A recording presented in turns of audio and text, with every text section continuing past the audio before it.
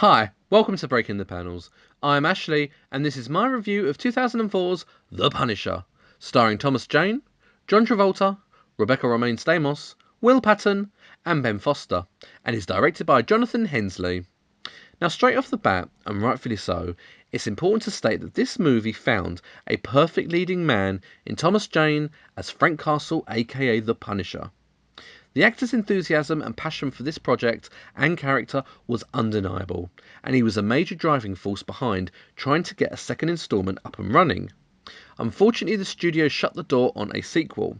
However, this spurred Thomas Jane into creating a fan movie named Dirty Laundry, that in my eyes was a labour of love project and fond farewell from the actor to the character he spent years with and fought tirelessly for.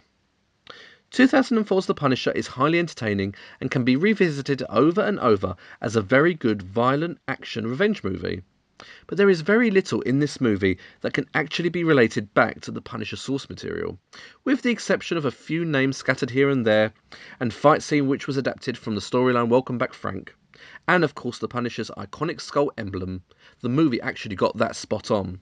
But like I said, this movie changed up so much it almost became unrecognisable as a Punisher movie. Howard Saint was played by John Travolta. He was serviceable, but felt very generic and just didn't feel threatening enough at all. You knew straight from the off that that final inevitable showdown between the two men would be totally one-sided. Though it did feature a scene that reminded me of artist Declan Shelvey's amazing Punisher comic book cover art.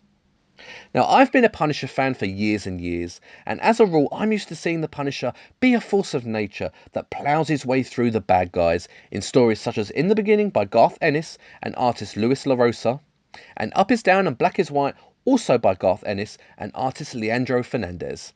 That's not to say the Punisher doesn't have a strategic side, but the tactics he employed in this movie to get back at the Saint family was a little too intricate for me, and not necessarily the route the Punisher would take that I know and love. Having said that, I did enjoy Frank's time at the apartment block with Spacker Dave, Bumpo, and Joan, characters depicted in the Welcome Back Frank story arc.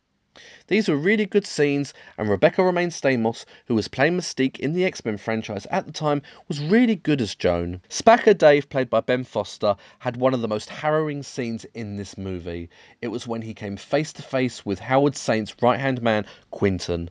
It was brutal, and I have to say one of my favourite scenes. And the Russian and Frank go face to face in a war that is heavily inspired once again from Welcome Back Frank. To summarise, I really enjoyed going back and watching the Punisher movie. I hadn't seen it in a long while. And it's really a game of two halves. It's a really good revenge action movie, like I said.